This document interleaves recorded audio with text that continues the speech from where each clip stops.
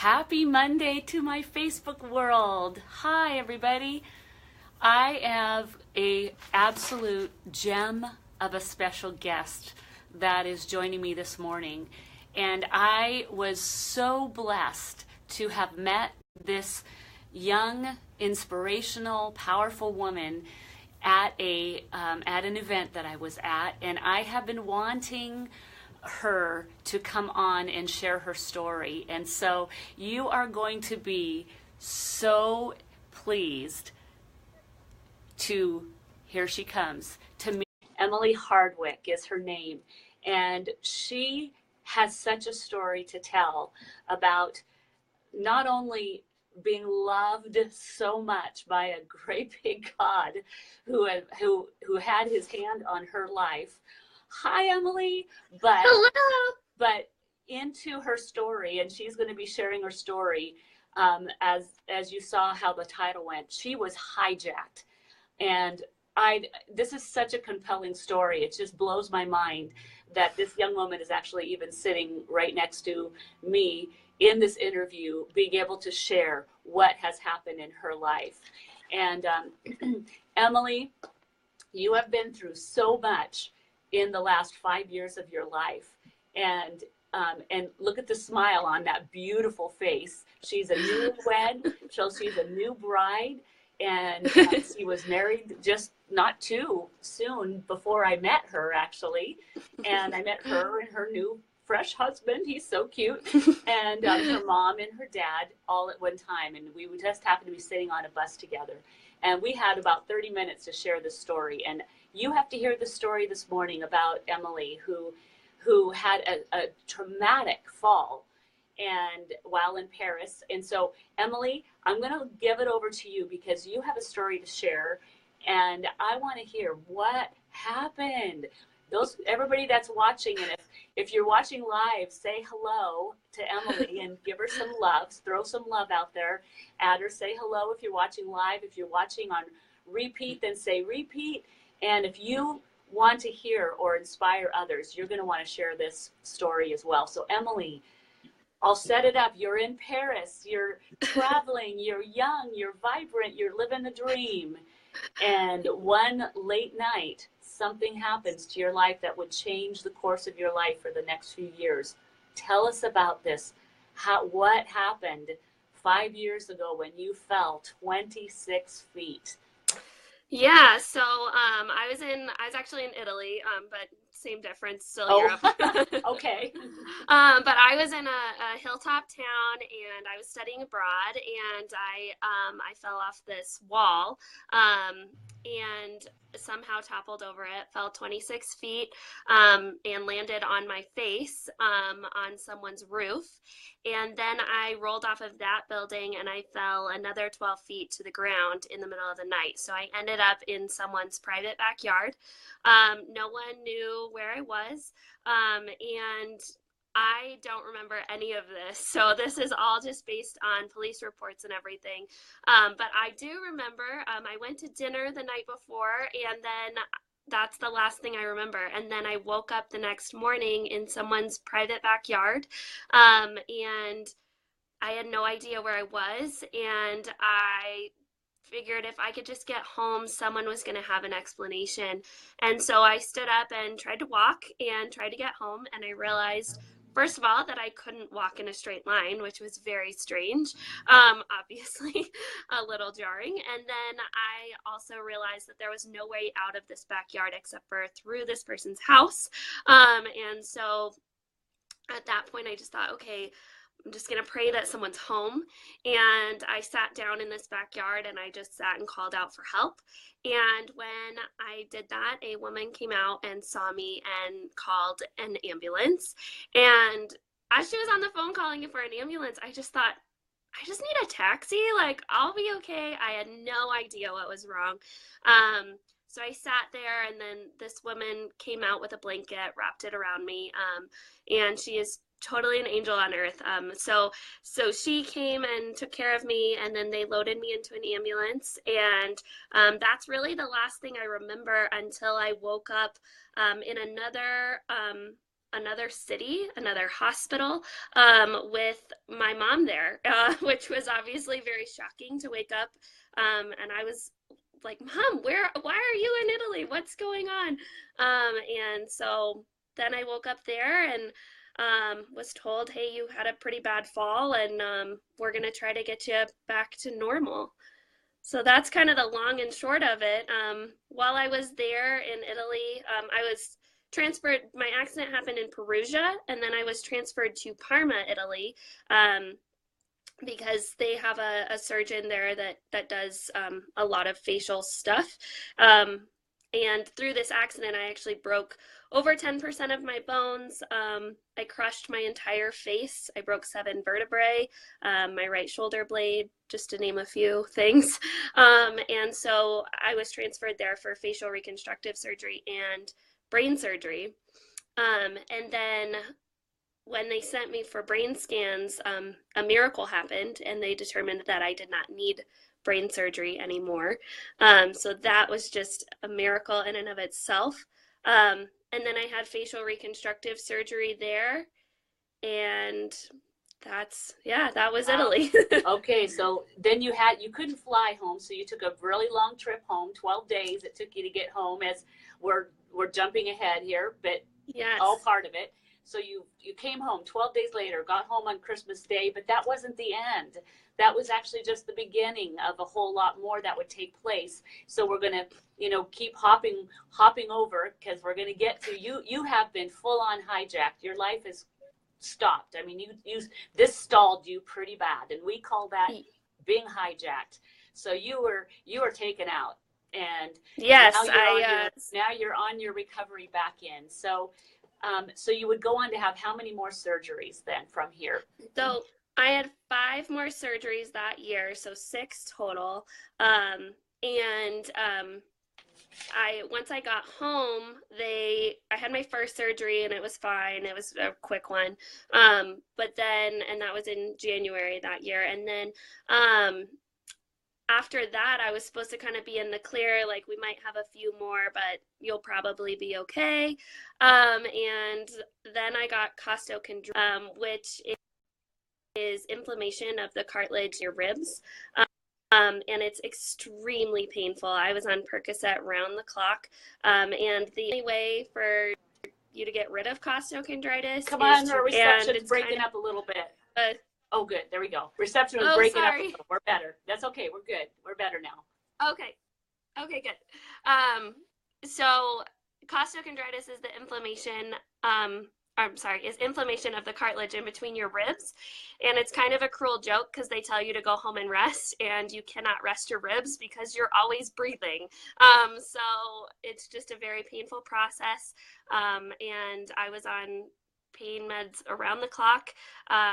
And so from there, I mean, I was disabled at 20 years old, and just waiting for something to help me. I was seeing an acupuncturist, and massage therapy, and physical therapy, and all of that, and things were getting better, but they weren't 100%. And I was going to some brain injury support groups, and they just kept telling me, this is your new normal, and you have to adjust to that. And that's what a lot of people have to learn to do with a brain injury. But at 20 years old, being as stubborn as I am, I just refused to believe that was going to be my life. And I knew that God had saved me for something bigger, and it wasn't just to be disabled, and it wasn't just to be hijacked. I knew it. And so I just kept pushing on and doing what I was told to do. And so, yeah, if you fast forward, 9 months later after that, a good friend of ours got in touch with us and said, hey, you haven't been turned on. You need some nerve 2 activation in your life. And then I got biohacked, and that changed a lot of things for me. So, I mean, I wrote a list when you asked me to, come on here and share my story. I actually had to sit down and think about what were some things I was dealing with. And so I made a list. I had anxiety attacks all the time, like very regularly. A lot of migraines, 3 to 4 times a week, if not more. Minimum would be probably 3 times a week. I was fatigued all the time, brain fog all the time. I was very irritable, which I had never been irritable in my life. I've always been very like bubbly and positive, and it's hard. I was in pain a lot, and I lost my sense of smell, and that was a big thing. My family is Cajun, so shout out to the Houdat Nation. But food is a big part of our culture, and so when you lose your sense of smell, it messes up everything. Your entire digestive system starts with that sense of smell. And so there were days that I would just forget to eat because I just wasn't hungry. It didn't occur to me that I needed to eat. And so I was actually starting to eat on a schedule. I ate by what it looked like and texture, but I didn't enjoy it. And that was really hard. And because smell and taste, right? They don't, if you don't smell, you really don't taste, and it all it messes with your whole being. Yeah, the way I always relate it to people is when you have a really bad cold and you're really congested, think about eating like that all the time. And it's just nothing really is appealing, and you just don't want to. And so, and I mean, I had bit off part of my tongue too, so that could have been part of it, but they sewed it back on. But it was mostly from the sense of smell. And the doctors had told me, that's just never going to come back. Like, you've had a major trauma. Sorry, but this is one thing that's probably never going to get better. And so then 2 weeks after being biohacked and being on the little yellow pill, I was laying on my acupuncturist table, and my mom was in the room with me because, again, I had a lot of anxiety, so we didn't do much separate from each other. And so my mom was in the room, and I turned to her and I said, "Oh my gosh, Mom, I can smell my perfume." And it was just clear as day. I could smell that vanilla smell. And her and I were both just so emotional over it because we just had no idea that that was going to happen, obviously. And so then from there, it was little things, it was a slow progression. One day we were driving down the road and we had the windows open, and I turned to my mom and I was like, "Can you smell the grass?" Like, I could smell fresh cut grass again. It was amazing. And, it was just slowly but surely, and I was getting hungry again, which was huge to be able to eat more than mac and cheese. And so, yeah, so that sense of smell came back. And then it was about 3 months after that, my mom came to me and she was wondering, she said, "Hey, I haven't heard you mention this in a while, but are you still having panic attacks? Because I haven't seen you have one, and I haven't heard you say, 'Oh, I had one today.' And, how's that going?" And then it occurred to me, oh my gosh, I haven't had a panic attack in 3 months. Like, it was something that, it went away, and I didn't even realize that it had gone, but it was so amazing to not have those issues anymore. Oh, Emily, my goodness, it's like so exciting. So you've been biohacked. Now, I'm going to say something right here. As we know, with being biohacked by this little yellow pill, I mean, are you just in awe with me as I'm hearing your story? And I can imagine you tell a story a lot, but we don't, all these people that are viewing right now with us, those that are going to be seeing it, they don't know your story. So they might not understand that, this has happened to a 20-year-old. You're 25, so you've come through a lot. But the power, it's like the body going through such a measure of trauma as you have been through. I mean, it blows my mind to even think of falling 26 feet, let alone landing on your face, falling another 12 down to the ground, and waking up the next morning. Well, first of all, thank you, Jesus, that he loves you so much that he has a greater plan for your life. So I will shamelessly put the plug in for a God who loves you so much that you didn't die. You were still alive the next morning in a cold November night. Mind-blowing. So first of all, a major trauma has happened to your life. You have been majorly hijacked. I feel emotional coming on. As this just is so special to me, Emily, and it's what I'm pouring my heart into. It's what you're pouring your heart into now because of this type of a thing. So the body wants to heal itself so badly that it even when it's hijacked to the degree, but you said something that 9 months after this, you were biohacked. You were Yes. full on biohacked by an NRF2 activator. And this is what I'll say here.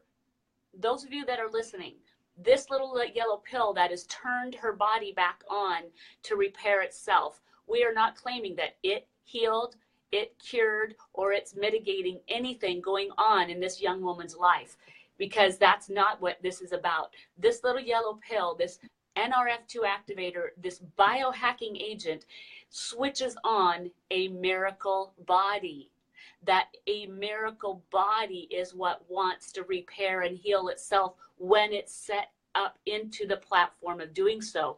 There's no doubt that you experienced some massive trauma, which resulted in a body full of oxidative stress and brain trauma and everything else, massive inflammation. You're talking about that costochondritis, that is that inflammation between your rib cage of that's very painful. I have a daughter that had suffered with that as well, and it's very painful. And to know that your body wants to rid itself of inflammation, but it doesn't have the resources. So that's what the little yellow pill is doing, is turning you back on so that you can go in and self-repair. So talk to us quickly, just kind of in closing, unless there's anything else you want to share, I would love to hear it. But when you heard about this back then at 20 years old, you weren't able to work. So you decided to do something, not even knowing what this biohacking would do for your body. You would go to find out, but you added into your life because why? Yeah, so my mom is a nurse, and so she was like, you need to be on this anyway. Hi, Kim, by the way, she's watching. Hi, Kim. Yeah, and she's also a saint, obviously, for taking such good care of me. But so she had told me, this is probably going to help you, but there's also a business opportunity attached to it. And at 20 years old, I was a college student. I was planning on, graduating and going to a 9-to-5. And at the time I was working at Chick-fil-A, and but I was disabled and I had no way to make money. And I had been working since I was 17 years old, a senior in high school. And to go from supporting yourself, paying for college, those sorts of things, to having no way to make money because of this was really hard. And so when my mom told me there was a business attached to it, I was a little nervous. I had a brain injury. I wasn't sure how it was going to go, but I decided to go in and jump in with both feet, because I realized that working for myself, I could do this on my good brain days. And if I had a bad brain day, I didn't have to work. I didn't have to push myself. I didn't have to have the stress of a boss with deadlines. It was all on me. And that was so perfect for me because of my brain injury and because of all the things that I was dealing with.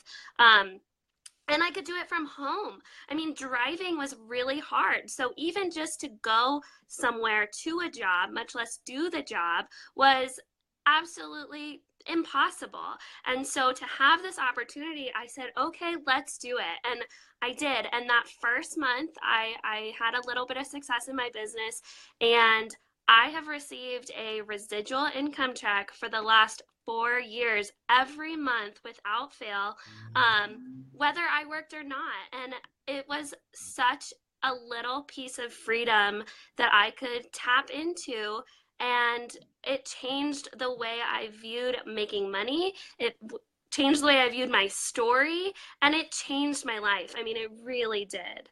Oh, Emily. Oh, I'm like bursting. My eyes are leaking. I'm bursting so hard right now. So this is a story, our friends here that are watching this and that will be watching this. This is a story of a hijacked life, biohacked. And this is what makes us passionate about sharing why we do what we do, why we share what we share. This is a beautiful example. I'm her mom's age, so I'm in this generation here. So mind you, I'm the baby boomer. She's a millennial. And look at what this kind of industry, this product can do across the board, professionally. I may be sitting in my real estate office because I am a full-time real estate professional, but obviously I'm talking about being a being biohacked, because this is a passion that I can do in the spaces of my life, as she has been able to turn it into a career for hers and have a residual income at 25 years old. Hello. That's a big deal. Emily, I adore you. I love you even more. I loved you before. I really knew you, and I love you even more now. And I know everybody watching is absolutely in love with you. And we are so thankful that God has a greater plan for your life. This is it, my friend. This is it, that you have a story to be heard and a story to share, because there's so many people watching right now that their lives have been hijacked physically, emotionally, mentally, and financially. And that there is something that you have for your millennials, that I have for my world, that we can share, and that you watching have for your world. And I hope you share this with others that are watching. Just share it. Look how this millennial has gone from, she could just lay up and say, I'm just going to be on whatever, disability for the rest of my life. Oh, no, no, no. Look at this. She has been biohacked, and she has been given a purpose and a passion. So, Emily, I love you, and I thank you for giving me the honor of being with me today, and blessing all these that are going to be watching this in the future. Sorry it's gone a little bit long, everybody, but I hope it's been worth it, and I hope it's worth hearing this amazing story. And we have yet to hear what yet is going to be happening in this young gal's life. So, Emily, anything you want to quick say before we sign off and say goodbye? No, just thank you so much for having me. This has been so much fun, and I hope, just like you said, that this helps people realize what biohacking can do for them. Biohack your body, biohack your financial situation, get on it. It's the best thing that's happened. So thank you so much for having me. I'll blow you a kiss. All right. Bye, everybody. Bye. Have a beautiful day, Facebook world, and all of our friends. Bye.